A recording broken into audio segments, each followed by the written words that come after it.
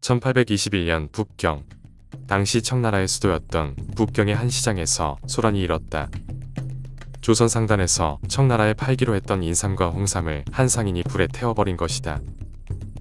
이를 보고 황급히 달려온 청나라 상인들이 사태의 주동자였던 남자에게 따지자 그는 상인들을 향해 돌아보며 외쳤다. 어차피 사지도 않을 거면서 왜 이리 소란들이오? 팔지도 못할 것 그냥 태워버리겠소. 그리고는 다시 남은 인삼들을 불길 속으로 내던지기 시작했다. 이로부터 불로초라 불릴 정도로 최고급 약재였던 고려 인삼들이 잿더미로 화하는 광경에 다급해진 청나라 상인들은 얼마를 주든 사겠다며 서로 값을 부르기 시작했다. 결국 청나라 상인들은 원래 가격의 몇 배에 더해 타버린 인삼 값까지 지불해야 했다. 그리고 예상했던 가격의 몇 배나 넘는 이득을 거두자 조선 상인들은 인삼을 태웠던 남자의 결정에 감탄하며 그의 대담함을 칭찬했다. 하지만 남자는 태연히 말했다. 우리가 없다면 저들도 인삼을 구할 길이 없지 않소. 인삼을 사지 못한다면 그들도 큰 손해를 볼 것이오. 상대의 상황을 꿰뚫고 서로 간의 이득과 손실을 치밀하게 계산한 끝에 나온 전략적 판단이었던 것이다. 남자의 이름은 임상옥. 조선 후기의 거상이자 역관 출신으로 군수에 오른 입지전적인 인물이다. 임상옥은 정조 3년인 1779년에 평안도 의주에서 상인인 임봉에게 아들로 태어났다. 임상옥의 집안은 중조부 시절에 의주로 이주해 상업을 시작했는데 그의 부친인 임봉액은 청나라 북경과 의주 사이를 왕래하던 상인이었다.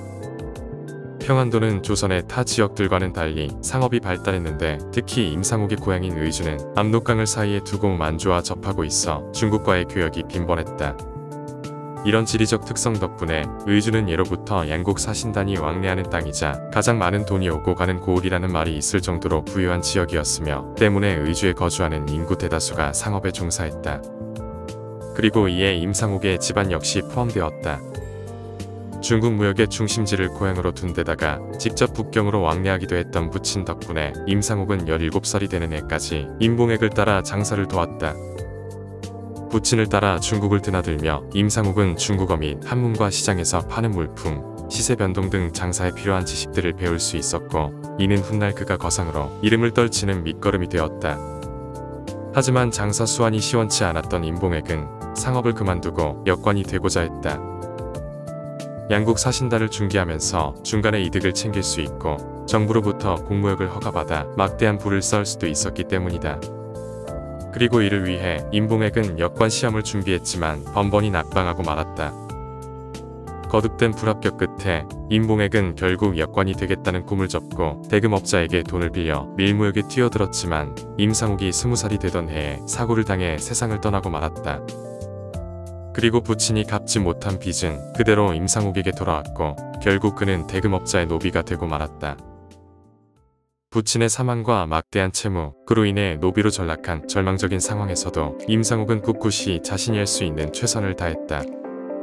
대금업자는 그에게 밀무역을 맡겼는데 어렸을 적부터 부친의 밑에서 배운 지식과 경험을 활용해 임상옥은 훌륭한 성과를 내었다고 한다. 그리고 장사에 소질이 있는 그를 눈여겨본 대금업자는 임상옥을 노비 신분에서 해방시켜 주었다. 이후 자신이 장사에 재능이 있다는 것을 알게 된 임상옥은 본격적으로 상업에 뛰어들었다. 부친과 달리 임상옥은 막대한 돈을 벌어들였는데 일설에 의하면 왕족과도 거래를 맺었다고 한다. 이처럼 임상옥은 점차 재산과 명성을 쌓아 사업을 키워가고 있었으며 나아가 조정으로부터 공식적으로 인삼무역을 허가받은 6명의 상인 중 1명이 되기에 이른다.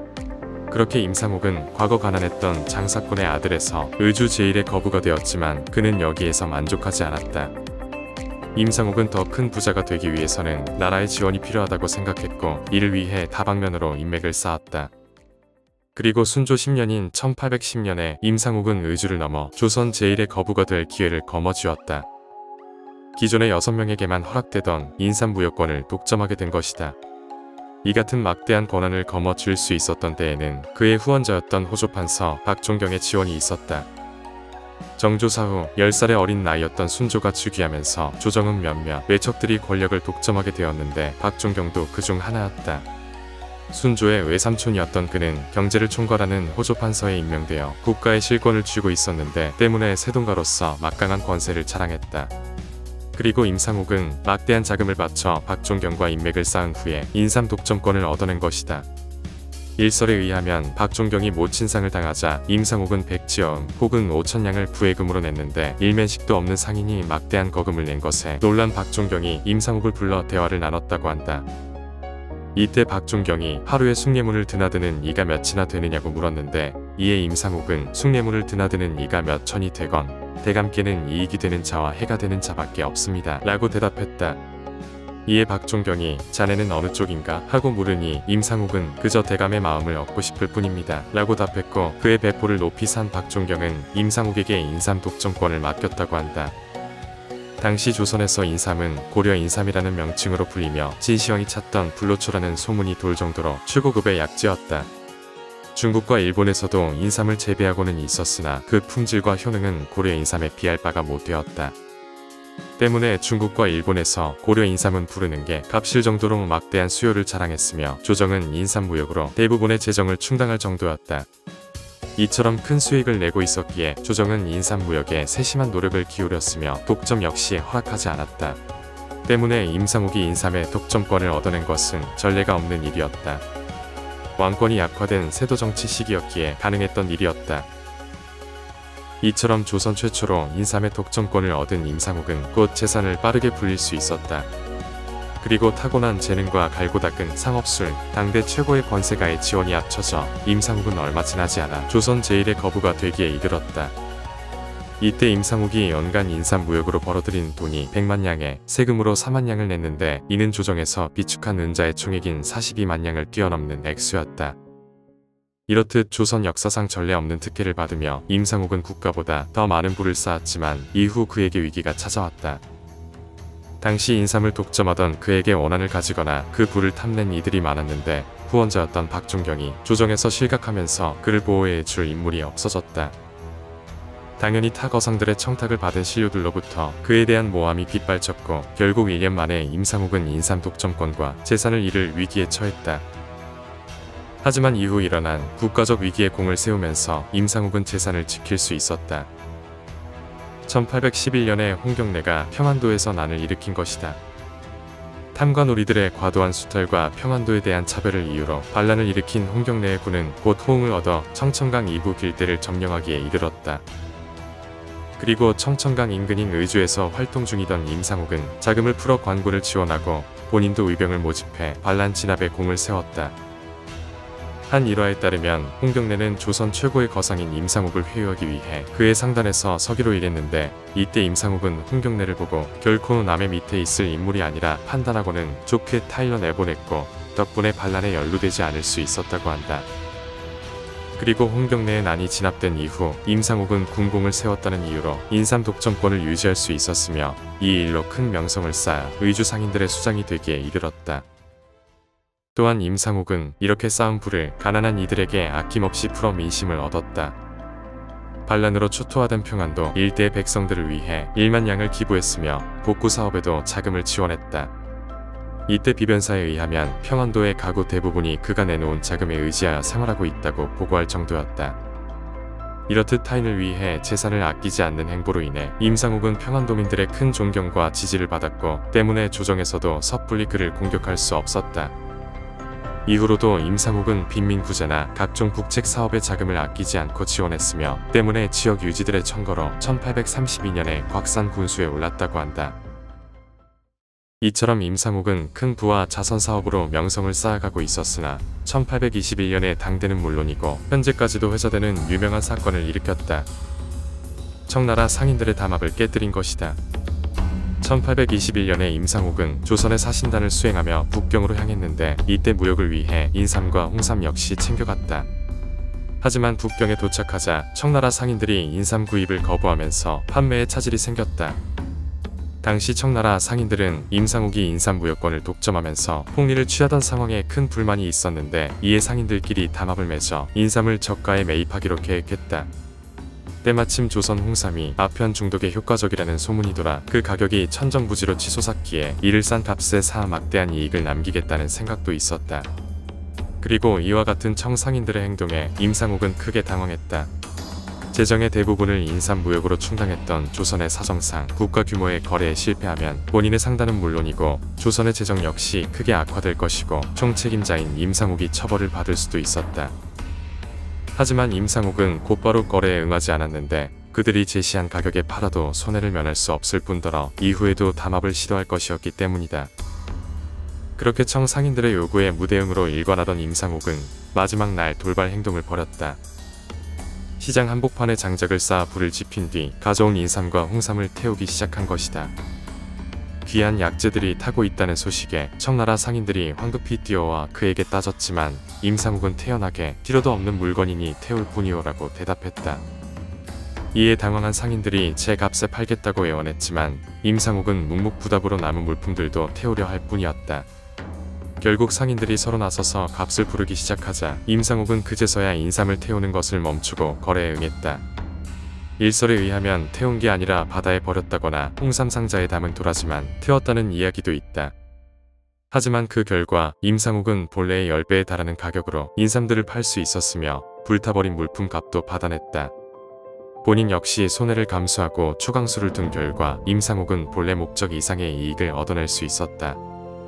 인삼을 구입하지 못하면 청나라 상인들 역시 크게 곤란할 것이라는 계산 또한 있었다. 공무역만으로 진행되는 인삼무역의 특성상 사신단이 파견될 때에만 인삼을 구입할 수 있었기에 거래가 진행될 때마다 몇 년치 분량의 물품이 대량으로 풀렸고 때문에 구입 시기를 놓친다면 몇 년 동안은 인삼을 구할 수 없었다. 설령 밀무역을 진행한다고 해도 수요가 모자랄 뿐더러 사기를 당할 가능성도 높았고 관할 적발되면 엄격한 처벌을 받아야 했기에 청상인들로서도 위험 부담이 컸다. 또한 불매에 나선 상인들 대부분이 고객들로부터 대금을 받은 상태였는데 이 상황에서 인삼을 사지 못하면 그대로 빚이 되어버리며 신용 역시 떨어지는 상황이었다. 이렇듯 임상옥은 어렸을 적부터 중국 무역에 참여하며 중국 상인들의 상술과 사정을 훤히 꿰뚫고 있었고 이를 토대로 역으로 그들을 압박해 목적을 달성했다. 하지만 엄연히 국가의 재산인 인삼을 함부로 태워버리는 일은 자칫 사형까지 당할 수도 있는 중죄였다. 만약 인삼을 팔지 못하고 빈손으로 돌아간다면 처벌을 피할 수 없었기에 임상옥 역시 본인의 목숨을 걸고 도박수를 던진 것이다. 이처럼 상대의 정보를 이용한 정확한 상황 파악 및 본인의 이득과 손실을 계산한 정밀한 계획, 그리고 이를 위해 자신의 목숨도 거는 대담함과 결단력이 있었기에 임상옥은 당대 제1의 거상으로 성장할 수 있었다. 이처럼 임상옥은 상인으로서 더할 나위 없는 업적과 부, 명성을 쌓았으나 태생이 중인이었던 그의 신분상 제대로 된 부를 누릴 수 없었다. 1834년에 의주에 큰 홍수가 나자 임상옥은 재산을 털어 복구에 지원했는데 이 공로로 이듬해의 구성부사에 발탁되었다. 하지만 벼슬 생활은 오래가지 못했다. 부사직에 임명하기에는 그의 신분이 천하다는 피변사의 반대 때문이었다. 또한 한 일화에 따르면 임상옥의 집은 마치 대궐과 같이 크고 웅장했는데 그의 밑에서 회계를 맡은 서기만 70명이었고 한 번에 700여 명에 달하는 손님을 맞이할 수 있을 만큼 넓었다고 한다. 하지만 어느 날 그의 집을 지나던 관리가 이를 보고는 왕족은커녕 양반도 아닌 백성이 어찌 이리 큰 집을 지을 수 있냐고 화를 냈다. 이에 다른 일가 친척들도 함께 살기 때문에 집을 넓혀야 했다고 해명했으나 관리는 이를 듣지 않았고 결국 임상옥은 집을 허물 수밖에 없었다. 이처럼 그의 능력이나 재력으로도 어쩔 수 없는 신분의 벽에 부딪히자 이에 회의감을 느낀 임상옥은 더 이상 재산을 늘리지 않고 빈민 구제나 시를 쓰는 등의 소일거리로 여생을 보냈다. 이후 말년에 이르러 임상옥은 전 재산을 처분해 가족과 백성들에게 나눠준 뒤 채소밭 하나만을 일구며 조용히 살다가 철종 6년인 1855년에 향년 76세의 나이로 숨을 거뒀다. 임상옥. 그에 대해 남아있는 기록은 그리 많지 않으며 그마저도 다른 일화들과 뒤섞여 진위가 불분명하다. 그가 직접 저술했다고 알려진 가포집은 소실되어 현존하지 않으며 구한말 독립운동가이자 같은 의주 출신인 문일평이 그에 대한 단편적인 기록들과 야사들을 엮어낸 전기만이 임상옥에 대한 유일한 자료이다. 하지만 이런 빈약한 기록 속에서 보여지는 그의 행보는 왜 임상옥이 당대 제1의 거상이 될 수 있었는지를 보여준다. 반란을 계획하던 홍경래의 저해를 꿰뚫을 만큼 뛰어난 안목을 지녔으며 목숨을 걸고 국가의 물품인 인삼을 불태울 정도의 대담함도 있었다. 하지만 그는 한 발 더 나아가 사람의 마음을 얻을 줄 알았다. 단순히 돈을 버는데 몰두할 뿐만 아니라 벌어들인 재산을 대가 없이 나눠줌으로써 임상옥은 인심을 얻을 수 있었다. 힘들게 얻은 재산에 연연하지 않고 고통받는 빈민이나 이재민들이 나타날 때마다 임상옥은 아낌없이 돈을 풀어 그들을 도왔다. 일부에서는 그런 행동을 보며 어리석은 짓을 한다며 비웃었지만 덕분에 임상옥은 주위의 시기와 탐욕에서 안전할 수 있었다. 평안도에 큰 수해가 발생했을 때 조정은 평안도민들의 인심을 산 그를 곽산군수에 임명했다. 또한 홍경래에 맞서 직접 의병을 모집했고 한때 그에게 도움을 받은 이들이 몰려들어 반란을 저지하는 데 큰 도움이 되었다. 천한 중인이라 괄시하면서도 그가 백성들의 마음을 얻고 있음을 알았기에 조정은 그를 함부로 대할 수 없었다. 이렇듯 정확하게 본질을 꿰뚫어 보는 안목과 거래를 위해 본인의 목숨조차 저울질하는 대담함, 그리고 사람을 중시한 그의 철학은 당대뿐만이 아니라 오늘날 사업을 하는 이들의 귀감이라 할 수 있다.